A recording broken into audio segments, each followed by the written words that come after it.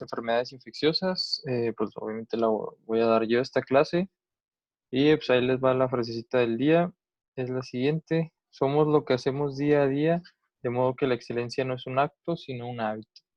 Entonces, pues échenle ganas, motívense, pues hagan hábitos que los hagan ser excelentes. Por ejemplo, como doctores, pues el mejor hábito que podemos tener es leer todos los días. Traten de leer un poquito, aunque no sea de medicina.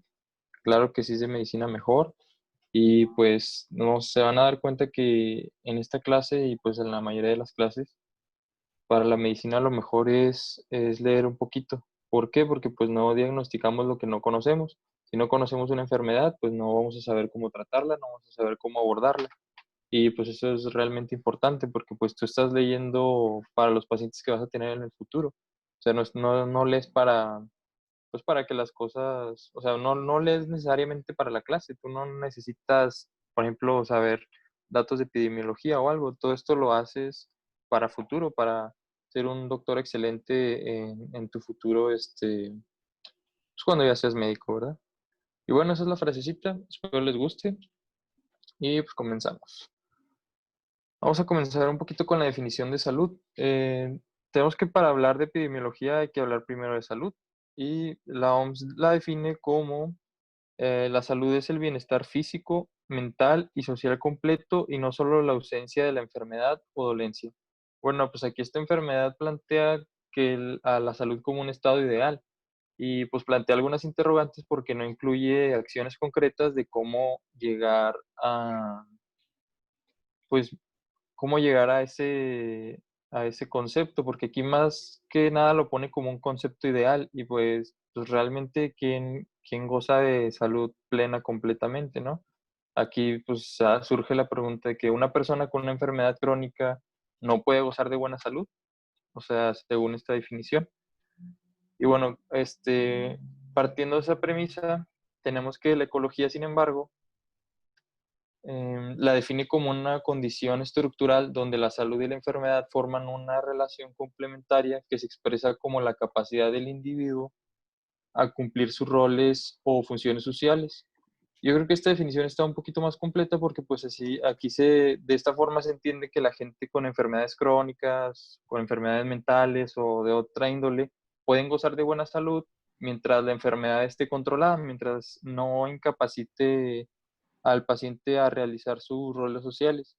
De este modo, pues es como que una pelea entre la salud de la enfermedad, de hecho eso es la salud, o sea, una pelea entre estar bien, no estar bien, pero pues realmente tú puedes estar enfermo y gozar de buena salud. Se habla de una salud biopsicosocial, ¿Vale? habla de una salud biopsicosocial. Pues sí, algo así. Ok. Bueno, continuamos con medicina preventiva y salud pública. Son otros conceptos que tenemos que conocer antes de seguir viendo pues lo que vamos a ver de infectología. Bueno, la prevención ha sido históricamente el ideal de la medicina por excelencia, ¿no? Pues lo que quiere la medicina pues es prevenir que realmente se haga la enfermedad. Y bueno, la prevención se ha planteado dos objetivos: la prevención de la enfermedad o sus consecuencias en el individuo y la familia, y la medicina preventiva de la comunidad. Estos dos conceptos van a generar lo que se denomina como salud pública en sí.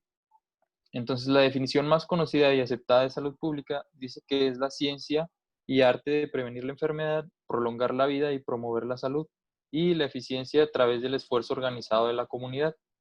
Bueno, realmente ahorita no estamos hablando, o sea, no es el tema, la salud pública, pero es necesario que lo conozcan porque va de la mano con la infectología. Continuamos, continuando con esto, tenemos que, este es un concepto que necesitamos conocer, que es la evolución natural de la enfermedad. Bueno, este concepto fue introducido por Sir MacFarlane Burnett en 1940 y aplicaba solo a enfermedades infecciosas. Bueno, más tarde, estos señores llamados Level y Clark, a partir de esta base conceptual, aplicaron el esquema de la evolución natural de la enfermedad a cualquier tipo de enfermedad. Tanto así que ahora se le conoce como esquema de evolución de la enfermedad de Level y Clark. Y es muy usado en epidemiología. En epidemiología, pues me imagino que, no sé si ya llevaron una clase, pero les ponen a hacer, pues, este diagramita de la enfermedad, ¿no? De cuál es el curso lineal de la enfermedad si no hubiera, como quien dice, pues, intervención por el médico o por el ser humano. Bueno, dentro de este esquema general se estructuró luego todo un sistema de prevención que ahora permite visualizar la acción de la medicina con un claro sentido de prevención en cualquier etapa de evolución donde se encuentre el paciente. Bueno, siguiendo este concepto, tenemos a la enfermedad como un fenómeno asociado a la vida y gobernado por leyes fundamentales biológicas y sociológicas. Se relaciona con la conducta de los hombres, dejada en cada caso a su evolución natural, es decir, sin tratamiento evolucionaría a una forma similar con variaciones particulares del huésped, del agente o del medio. O sea, si alguien tuviera una enfermedad y no interviniera la medicina, si no interviniera ningún médico, pues prácticamente las enfermedades tendrían como quien dice, evolucionarían siempre de la misma manera. Y de este modo de evolucionar de la enfermedad desde la etapa de salud hasta la muerte o la recuperación, pasando por la etapa de la enfermedad temprana, moderadamente avanzada, muy avanzada o complicada, es lo que constituye la evolución natural de la enfermedad y es un principio que puede aplicarse a todo tipo de padecimientos. Ya cuando Level y Clark modificaron el esquema, ellos mismos, o sea, ya lo puedes aplicar tú a cualquier tipo de enfermedad. Realmente no le hagan mucho caso a la imagen, no estoy seguro que sean Level y Clark, pero pues fue lo que me salió en internet. Pero pues nomás ahí para que los vean, ¿va? Bueno, un poquito como para poder llegar a entender este concepto, porque pues no sé si lo estoy explicando bien, pero pues les digo, este no es el tema, es nada más como una pequeña introducción para que ustedes se den una idea de cómo es esto. Vamos a tener lo siguiente, este es el esquema del modelo de Level y Clark, así a grosso modo. Entonces tenemos que consta de tres etapas de la enfermedad. Tenemos el periodo prepatogénico, periodo patogénico y el periodo pospatogénico. Les digo, esto es como si el ser humano no interviniera, ¿no? Tenemos el periodo prepatogénico que, bueno, tenemos que aceptar primero que una enfermedad avanza en línea progresiva hasta la muerte o hasta la recuperación. En teoría, pues nunca es posible que el sujeto se recupere de forma completa, ¿no? Porque pues siempre queda un déficit en mayor o menor medida. Y pues esto resalta el hecho de que la medicina, al tener como objetivo modificar la evolución de la enfermedad y tratar de normalizar lo antes posible, representa prevención de la lesión o el daño que corresponde a la etapa siguiente.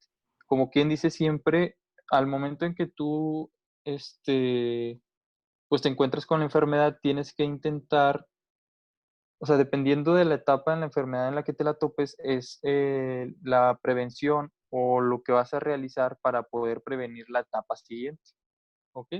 Entonces, bueno, tenemos primero el periodo prepatogénico. Dentro del periodo prepatogénico se incluyen los involucrados en la enfermedad, que vendrían siendo el huésped, el ambiente y el agente. Yo pongo el ejemplo de sífilis porque es como quien dice el ejemplo más usado. O sea, en casi todos los libros viene este ejemplo del sífilis porque la enfermedad en sí viene por etapas. Entonces es fácil, como quien dice, es fácil pues hacer la evolución natural de la enfermedad del sífilis. Entonces aquí les pregunto, ¿quién constituiría los conceptos del huésped, del ambiente y el agente en el sífilis? ¿Alguien que se anime a contestar esa pregunta? Una persona, ¿no? O sea, la persona vendría siendo quién. El huésped. Sí, vendría siendo el huésped. ¿Quién vendría siendo el ambiente?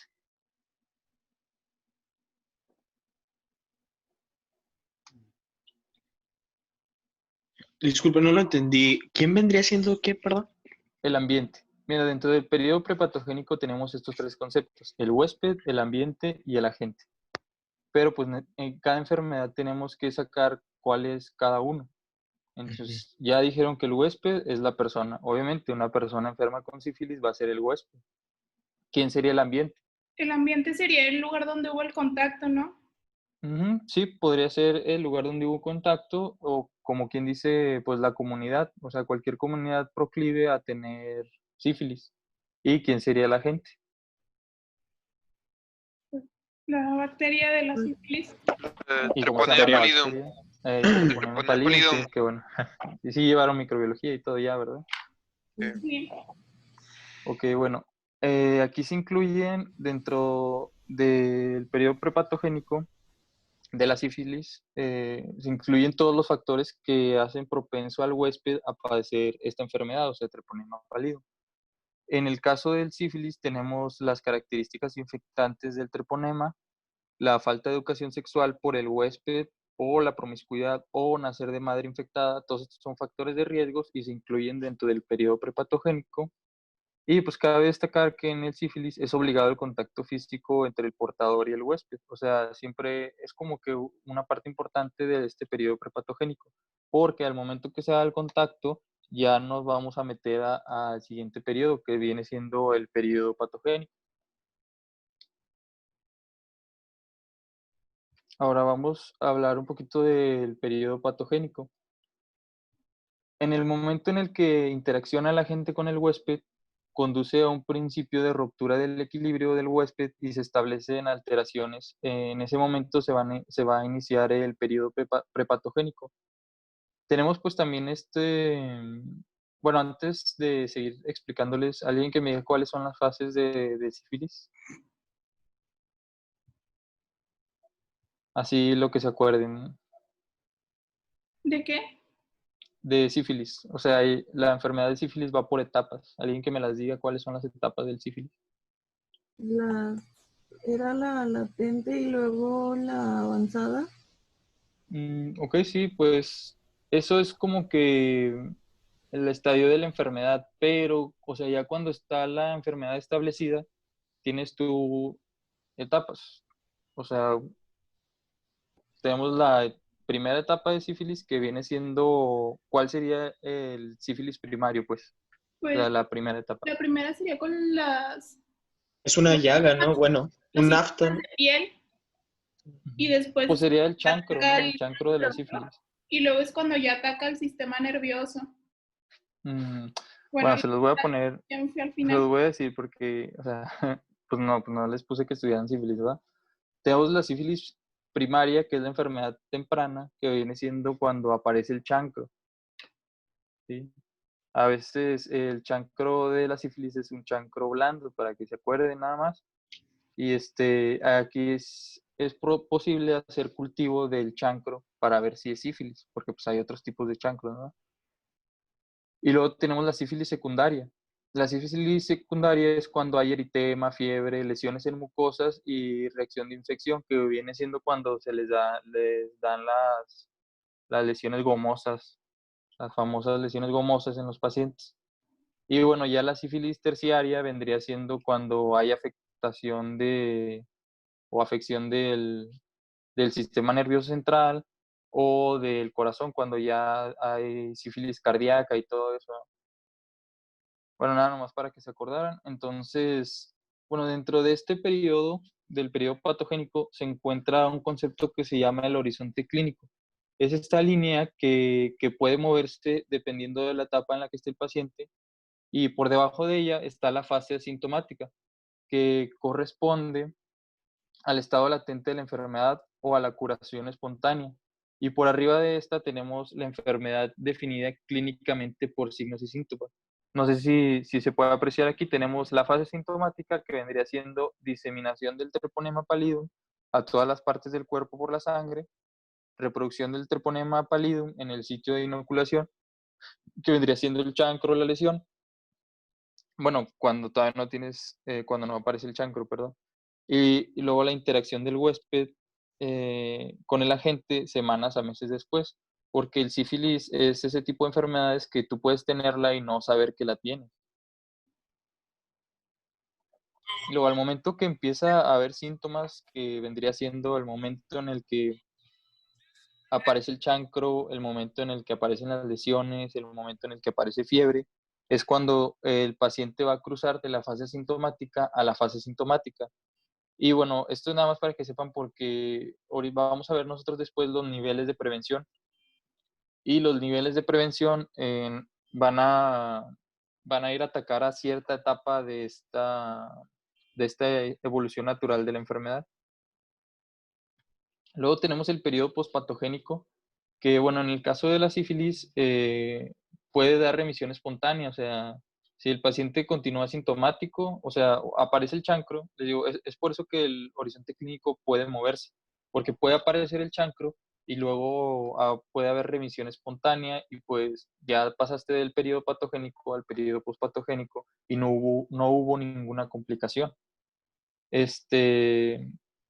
Pero en el caso de la sífilis, que pues es en la mayoría de los casos, la enfermedad va a avanzar y pues nos puede dar ya la sífilis terciaria, ¿no? Que en este caso, pues al fin y al cabo, si no interviene un médico, va a haber muerte del paciente por neurosífilis, por problemas cardíacos, por aneurismas de la aorta, por sífilis, todo ese tipo de cosas, ¿verdad?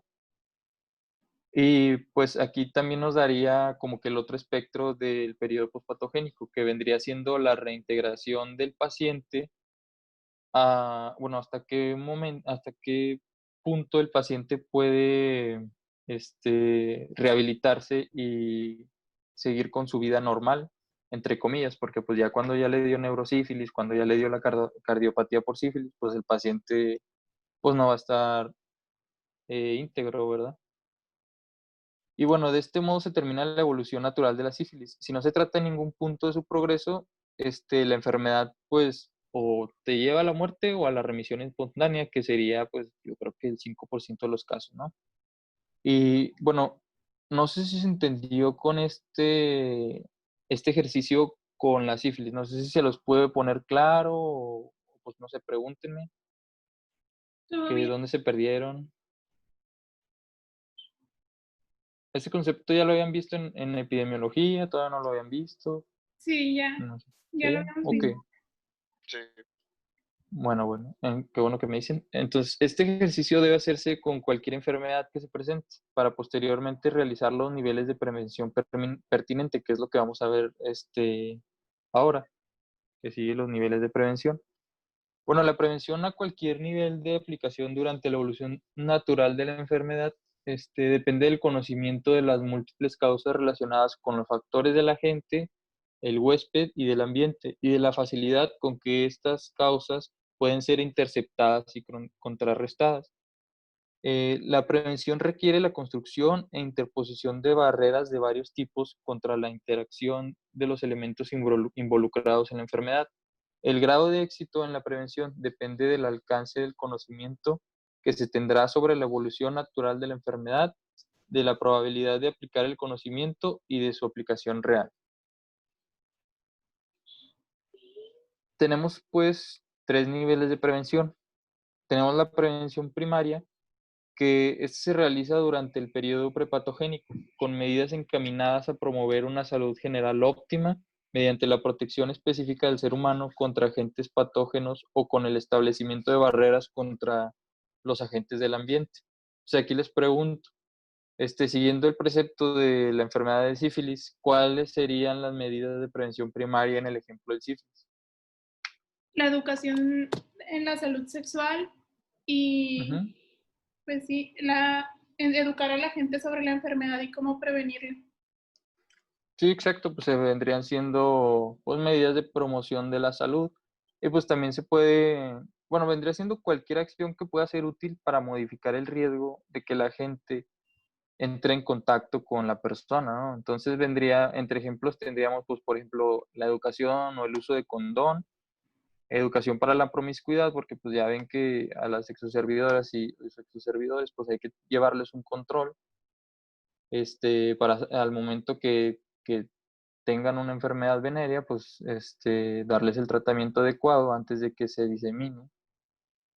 Búsqueda activa de sífilis en todas las embarazadas, porque no sé si sepan, pero a todas las embarazadas se les hace búsqueda activa de sífilis. Siempre a toda embarazada, durante la primera consulta de embarazo, hay que pedirle su BDRL y eso incluye la búsqueda de sífilis. Bueno, en el caso de una madre con sífilis, pues, o sea, que ya sea positiva, La cesárea sería una medida de prevención primaria para que el pacientito, o sea, el recién nacido, no estuviera en contacto con las lesiones y pudiera no tener sífilis al momento de nacer. Y pues bueno, esas vendrían siendo las medidas de prevención primaria con respecto a sífilis. Luego vamos a tener prevención secundaria y prevención terciaria. Cuando el proceso patogénico es diagnosticable en etapas tempranas de este periodo, la prevención secundaria puede realizarse mediante un diagnóstico temprano y un tratamiento oportuno y adecuado. Igual también cuando la enfermedad ya ha superado sus primeras etapas, aquí también entra la prevención secundaria, que puede realizarse también por medio de un tratamiento adecuado encaminado a prevenir secuelas. Y más adelante, cuando el defecto y la invalidez se han detenido, o sea, cuando ya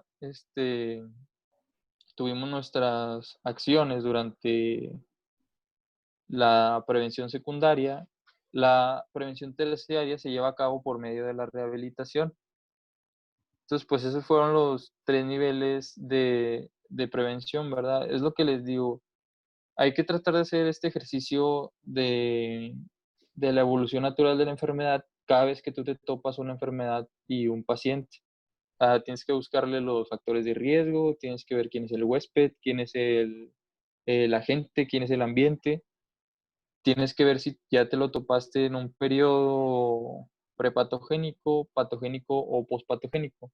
Y dependiendo del momento en el que tú te topas la enfermedad, son las acciones de prevención que tú vas a realizar, ¿va?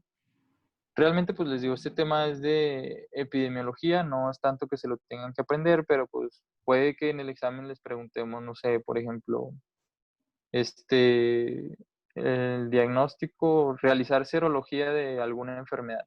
¿Qué tipo de prevención es? Y ya ustedes me ponen, no, pues es prevención secundaria porque ya estás haciendo diagnóstico.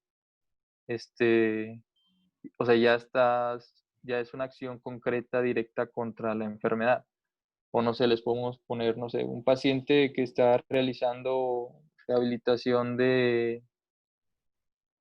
pues no sé, de secuelas de polio, pues ¿qué vendría siendo eso? Pues vendría siendo prevención terciaria. Entonces, nada más para que lo tomen en cuenta. Y ya para finalizar, esta clase que estuvo rápida, tenemos como conclusiones que es necesario conocer la evolución de las enfermedades para saber en qué fase encontramos a nuestro paciente y saber qué actitud es la que vamos a tomar. Otra cosa que es importante es que no diagnosticamos lo que no conocemos. Entre más información adquieras tú sobre una enfermedad o sobre varias enfermedades, mejor va a ser tu enfoque de ataque hacia la misma. O sea, entre mejor conozcas tú de tu enemigo, es más probable que tú puedas ganarle y atacarlo. ¿Ok? Y bueno, para que se les quede bien claro lo de las medidas de prevención, digamos que prevención primaria son todas las medidas preventivas, o sea, todas las medidas encaminadas a prevenir la enfermedad antes de que aparezca en el individuo. La prevención secundaria vendrían siendo todas las acciones de diagnóstico y tratamiento y evitar complicaciones, que vendría siendo, o sea, como quien dice, cuando ya apareció la enfermedad. Y esto puede ser en la etapa temprana de la enfermedad o en la etapa avanzada de la enfermedad. Y la prevención terciaria vendría siendo la rehabilitación del paciente para que pueda integrarse lo mejor posible a sus roles sociales. Y pues eso sería todo. ¿Dudas, comentarios, algo que quieran decir? ¿No? ¿No? ¿Todo No. bien? Por mi parte no. Sí. Bueno, oigan, ¿qué les iba a comentar? Mañana nos toca el tema de exámenes de laboratorio. Habíamos quedado que lo iba a exponer Cristel, ¿va? Sí. Dejo de compartir mi pantalla.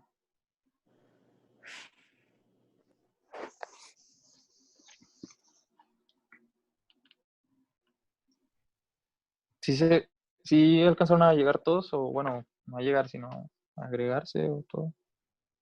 24 Faltó una. tengo. Fue la que no podía por el internet. Ok. Qué mala onda. Déjenle, tomo una captura de pantalla, nada más que saben que cierren tantito sus cámaras porque pues en teoría tendrían que estar con el uniforme y pues no. Así que nada más las cámaras, por favor.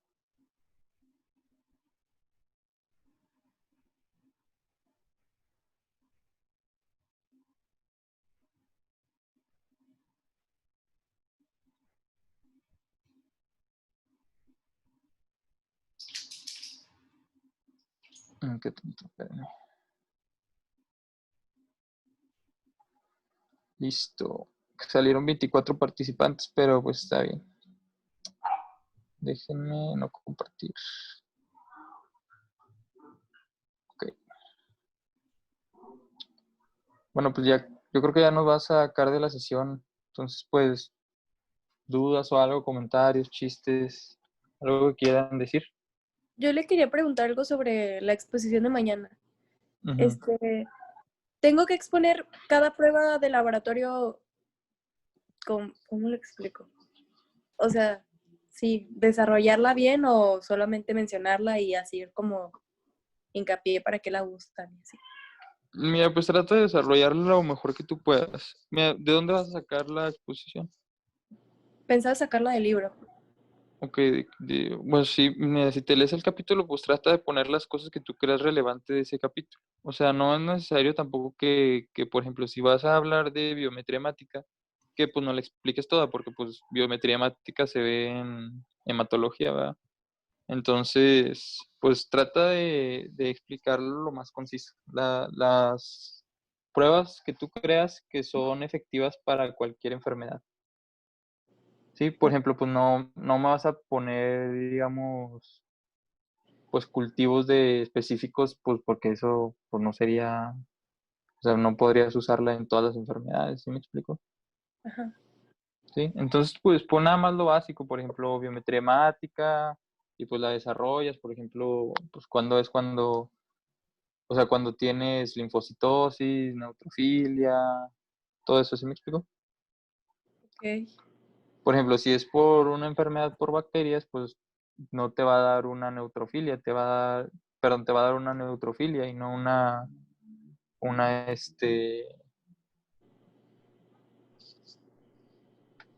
se dice? O sea, suben los neutrófilos, pues no los leucos.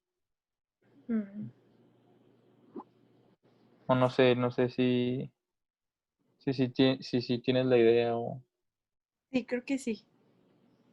No te digo, o sea, trata de hacerlo así básico, ¿no? O sea, no trates de extenderla mucho, trata de que sea nada más unos 20 minutos, media hora, y pues cualquier cosa que te trabes o algo, pues me dices y ya pues la explicamos entre los dos, ¿va?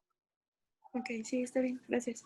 Bueno, pues entonces, pues ya se acabó la clase de hoy. Gracias por escuchar y pues échenle muchas ganas. Lean para mañana por si les pregunto o algo. Viene en el libro, no sé, no me acuerdo en cuál viene el capítulo así específico. De hecho, creo que en los dos. Entonces, pues para que lo lean y pues no se vengan en blanco. ¿Ok? Nos Gracias. vemos. Doctor, Cuídense. hasta mañana. Hasta mañana. Igualmente, buen día. Hasta luego.